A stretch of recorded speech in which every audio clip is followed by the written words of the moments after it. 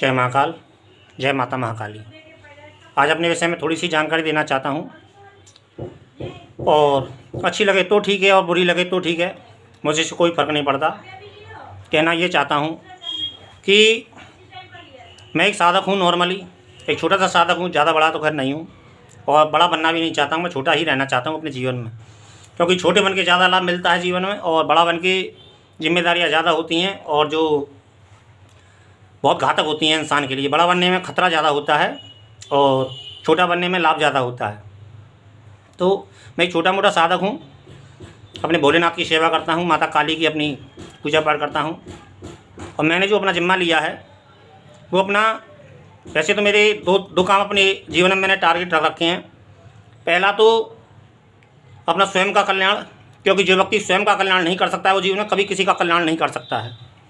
ये पहली बात है मेरे अपने अनुभव की, क्योंकि सबसे पहले अपना कल्याण किया जाता है, तब दूसरों का कल्याण कर सकता है कोई व्यक्ति। यदि स्वयं का ही कल्याण नहीं कर पाया कोई व्यक्ति तो दूसरों का कल्याण क्या करेगा, एक सोचने वाली बात है।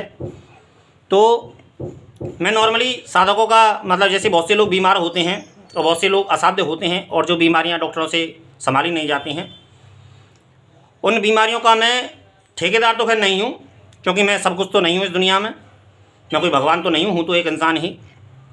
लेकिन फिर भी कुछ लोगों ने मुझसे कल सवाल किया था, एक व्यक्ति था, उसकी कोई परेशानी थी, तो उसने सवाल किया कि क्या आपने किसी का प्रैक्टिकल कभी पहले किसी को ठीक किया है। तो मेरे पास में मेरी स्वयं की बच्ची है, उससे बड़ा प्रमाण कोई मेरे पास में है नहीं, समझे ना, फिलहाल में। और कोई भी डॉक्टर डिग्री लेके आएगा कहीं से, कोई भी डॉक्टर पढ़ाई करके आएगा डॉक्टरी की, और वो डिग्री लेके आएगा और अपनी डॉक्टरी की दुकान खोल के बैठेगा, तो उससे क्या ये पूछा जाना चाहिए कि तुमने किसी को ठीक किया है कि नहीं किया। भाई पहली बार अपनी दुकान खोलेगा, अपना रोज़गार के विषय में सोचता है, करता है कि चलो मेरा भी रोज़गार चले, मैं भी लोगों को ठीक करूँगा। और उसमें से 1000-2000 लोग ठीक भी होते हैं और 10-5 लोग ऐसे भी होते हैं जो नहीं ठीक होते हैं, क्योंकि कुछ लोग ऐसे होते हैं जिनकी कभी कभी इंसान की समझ में नहीं आती है। तो कभी कभी ऐसा होता है कि उसका इलाज ठीक से हो नहीं पाता है, और यहाँ फिर इंसान का रोग ज़्यादा है और दवा उसको कम मात्रा में मिल रही है, ऐसा भी एक सिद्धांत होता है।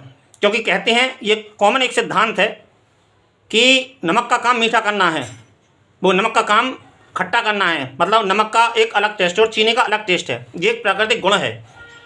इन वस्तु में गुण प्रधान होता है। अग्नि में जैसे जलाने का एक तत्व होता है, अग्नि में उसका गुण प्रधान, उसका काम है जलाना, वो कोई शीतलता नहीं दे सकती है अग्नि। लेकिन अपना अपना एक समझना होता है व्यक्ति का, एक कॉमन साइंस होती है, जो दुनिया कॉमन साइंस से चलती है और सभी जानते हैं कॉमन साइंस को।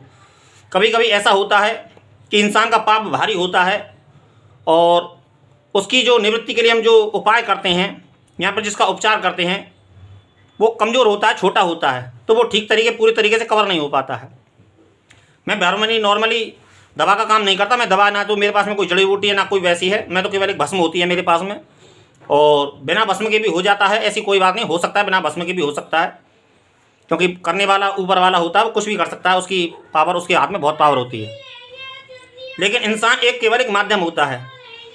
कहना मैं यह चाहता हूँ कि मैंने अपने जीवन में 2 टारगेट रख रखे हैं। एक तो अपना गद्दी चलाने का मैंने स्टार्ट किया है, अपना गद्दी स्टार्ट की है मैंने अपनी, और महाकाल और महाकाली के नाम से मैंने ये दरबार इसको बनाऊंगा। मैं इसको अपने भविष्य में आगे और भी मैं आपके सामने आता रहूँगा, रेगुलरली आता रहूँगा आपके सामने।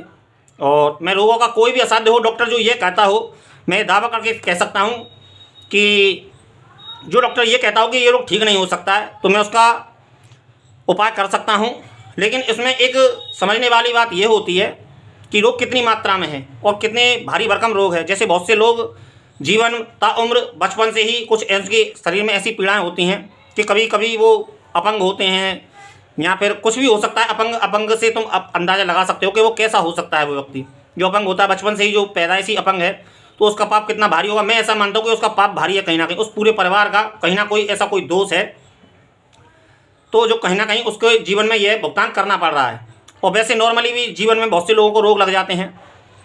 तो मैं इस विषय में एक बात कहना चाहूँगा कि रोग, यदि मैं ऐसा मानता हूँ कि हमको कोई भी प्रकृति की तरफ से हम दुख भोगते हैं, या फिर कोई दंड भोगते हैं, या फिर कोई रोग भोगते हैं, तो उसके कई कारण होते हैं।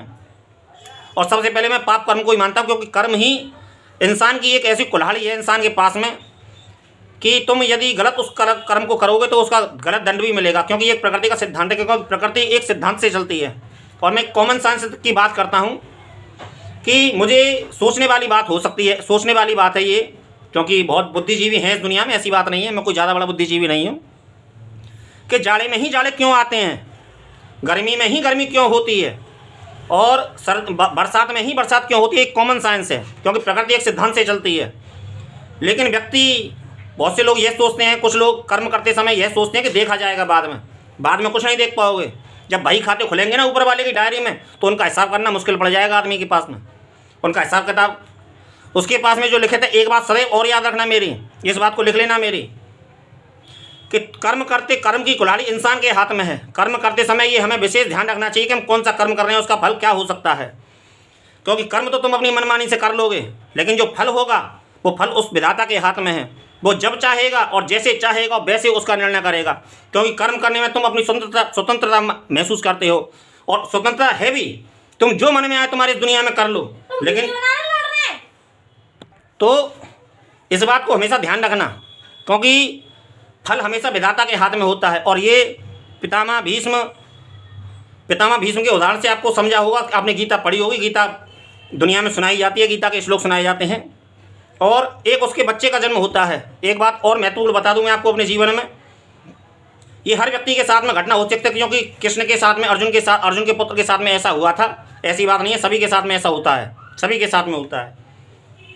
जब हमारे बच्चे का निर्माण होता है गर्भ में, तो जो माँ बाप जानते हैं, और जितना जो बच्चा माँ बाप आपस में वार्ता करते हैं पति पत्नी, तो उसी के हिसाब से उस बुद्धि का निर्माण होता है। और ये सभी के साथ में होता है। ऐसी बात नहीं कि वो अर्जुन का पुत्र था तो उसने चक्रव्यूह का भेदन करना सीख लिया था अपने गर्भ में, ऐसी बात नहीं है। ये एक अलग समझने वाली बात होती है। दंड प्रकृति सबके लिए एक सिद्धांत, एक अनुरूप रखती है। सबके लिए जगत में ब्रह्मा विष्णु महेश और मानव, सबके लिए एक सिद्धांत है इस प्रकृति में, किसी के लिए अलग सिद्धांत नहीं है।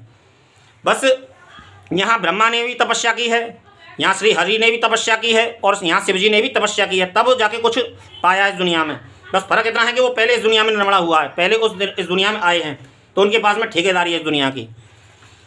और दूसरा काम है मेरा राजनीति में। राजनीति में भी अपना हाथ आजमाऊंगा, और देखेंगे जो होगा देखा जाएगा, वो तो भविष्य की बात है। अभी आने वाला समय में राजनीति भी करेंगे। लेकिन फिलहाल मैं केवल इतनी ही जानकारी देना चाहता हूँ, कहना केवल इतना चाहता हूँ कि कोई भी डॉक्टर यदि ये कहता हो कि ये डॉक्टर मैं इसका इलाज नहीं कर सकता, हो सकता है कि उसमें थोड़ी सी देर लगे, लेकिन हो जाएगा, मैं इस दावे को कर सकता हूँ। और आपने मेरी तरीके से इलाज किया, तो मैं पक्के दावे से कह सकता हूँ कि वो पूरी तरीके से ठीक हो सकता है। लेकिन एक बात सदैव याद रखना, इस इंसान की एक फितरत रही है कि वो स्वयं को तो ज्ञानी समझता है, लेकिन दूसरों को वो मूर्ख समझता है, और जो दूसरों को मूर्ख समझता है वो स्वयं मूर्ख होता है, ये मेरा मानना है। और दूसरी बातें तो बहुत कुछ कहनी है, खैर अभी आए अभी जुमा 4 दिन भी नहीं हुए, 2 दिन भी नहीं हुए, पता ही नहीं कितने दिन हुए, मैं तो ध्यान ही नहीं रखता। मैं तो बस कर्म करते समय ये ध्यान रखता हूँ कि मैं क्या कर रहा हूँ। और इंसान के पास में इस दुनिया पे दाव लगाना, इस दुनिया में यदि किसी को चाहना हो तो ऊपर वाले को ही चाहना। इस दुनिया में इंसान कभी भी धोखा दे सकता है, इंसान कभी भी अपना रंग बदल सकता है, इस बात को सदैव याद रखना। और इंसान हमेशा यही कहता है कि केवल अच्छा मैं करता हूँ और बुरा दुनिया करती है मेरे साथ में, बुरा भगवान करता है। लेकिन ये सब अलग अलग बातें, बहुत सी लंबी बातें हो जाती हैं, और इतना वक्त आपके पास भी नहीं और मेरे पास भी नहीं है कि मैं आपको इतना लंबा चौड़ा समझा सकूं। क्योंकि मैं तो फिलहाल में केवल इतना ही कहना चाहता हूँ, क्योंकि अभी बहुत जीवन लंबा समय है। मैं ऐसा नहीं मानता कि 4 दिनों की 4 दिन या फिर अंधेरी रात है, मैं ऐसा नहीं मानता। जीवन बहुत लंबा होता है, और अगर जिंदगी का क्षण महसूस करना हो कि लंबा और छोटा है, सुख के जो पल होते हैं वो छोटे होते हैं, और जो दुख के जो पल होते हैं वो बड़े होते हैं। लेकिन मैं बस इतना ही कहना चाहूँगा कि यदि आप यह समझते हो कि डॉक्टर ये कहता हो कि ये बीमारी ठीक नहीं हो सकती, मैं ऐसा दावा करता हूँ, आप मुझसे मिलिए और मिलोगे तो आपको उपाय भी बताया जाएगा। और एक बात और बता दूं मैं अंत में चलते समय, कि मुझे गरीब और गरीबी दोनों से सख्त नफरत है। और नफरत मुझे इसलिए है कि गरीब को रोने की आदत बहुत होती है, समझे ना। उसने गरीबी को ऐसा एक लवादा बना लिया है ओढ़ने का, ऐसे उसने एक रजाई बना रखी है कि बस, कि उससे ज़्यादा दुखी कोई नहीं है इस दुनिया में, उससे ज़्यादा कोई गरीब नहीं है, उससे ज़्यादा कोई परेशान नहीं है, समझे ना। यही समझते हैं सभी लोग, समझे ना। और गरीब और गरीबी से मुझे सख्त नफरत है।